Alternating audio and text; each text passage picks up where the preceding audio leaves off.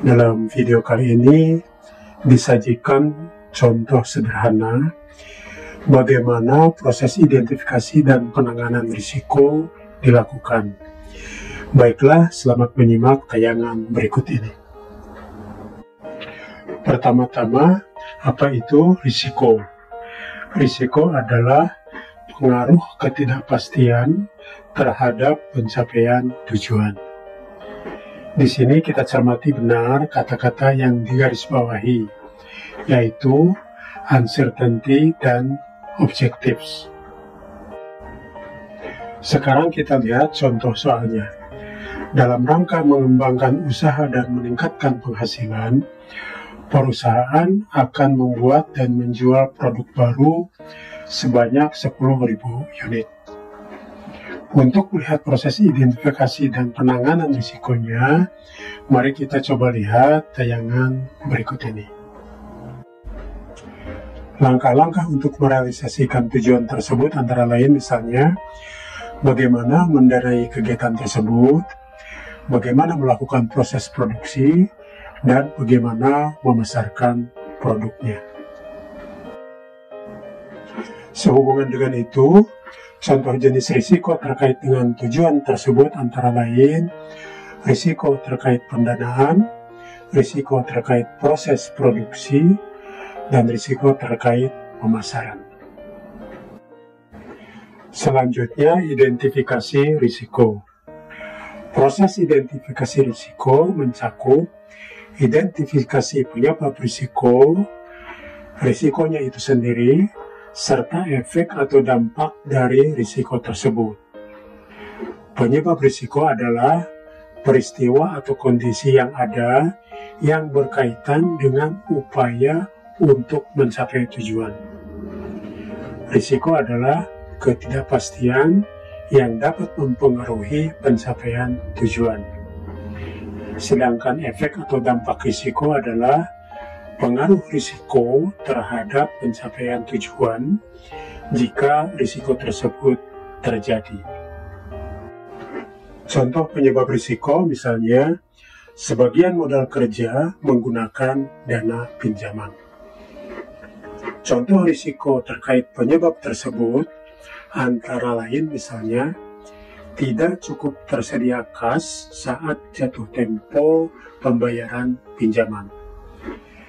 Dan contoh efek atau dampak dari risiko tersebut misalnya, tujuan peningkatan penghasilan atau laba perusahaan, serta target produksi dan penjualan produk baru sebanyak 10.000 unit tidak tercapai, dan seterusnya.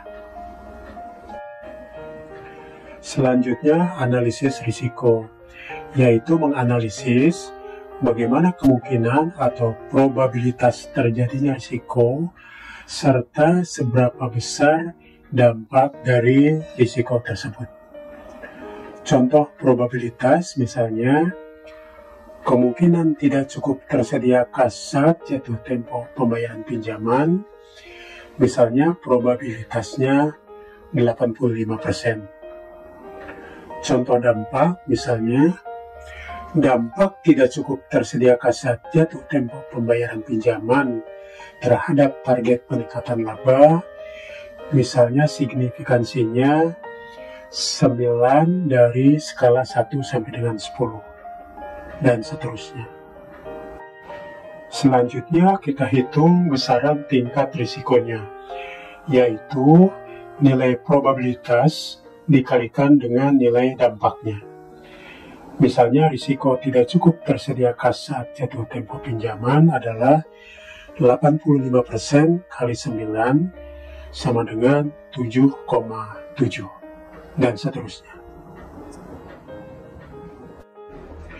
Selanjutnya, evaluasi risiko, yaitu bagaimana tingkat risiko dari hasil analisis risiko akan dipetakan untuk penanganan selanjutnya dengan mempertimbangkan berbagai faktor. Misalnya kita petakan seperti dalam tabel ini. Skor tingkat risiko antara 7,5 sampai 10, derajat tingkat risiko sangat tinggi. Tindak lanjut yang diperlukan, penanganan segera. skor tingkat risiko antara 5,5 sampai dengan 7,5, derajat tingkat risiko tinggi, tindak lanjut yang diperlukan, penanganan dalam 1 bulan, dan seterusnya. Berdasarkan tabel tadi, risiko-risiko yang sudah kita identifikasi dan analisis akan terlihat seperti dalam tabel ini. Selanjutnya, bagaimana penanganan risikonya?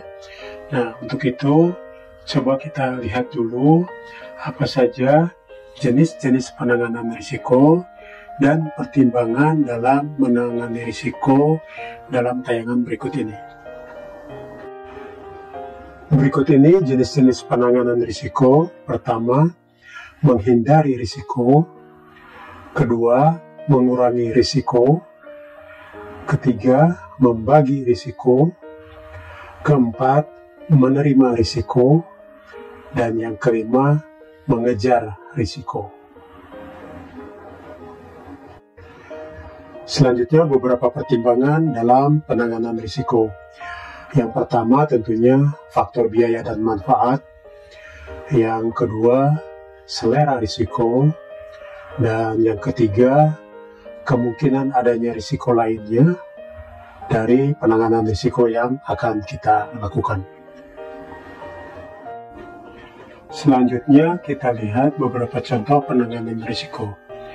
Dalam diagram ini disajikan contoh menghindari risiko dan mengejar risiko. Misalnya, berdasarkan tingkat risiko yang telah dianalisis, ada 2 contoh skenario hasil pertimbangan. Yang pertama, tingkat risiko yang bisa diambil terkait pendanaan misalnya antara 5,5 sampai dengan 6,5. Kemudian untuk proses produksi antara 4,0 sampai dengan 5,5. Dan untuk pemasaran antara 2,5 sampai dengan 4,5.